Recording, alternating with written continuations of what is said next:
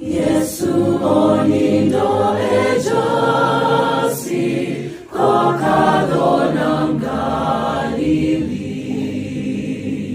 Ahiti madong to okudho pinam gingore malich.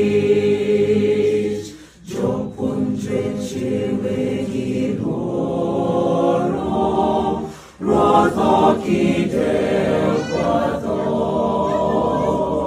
Ea Yesu no quero apaka no chico yembe gili. To yembe kapaka winjo washo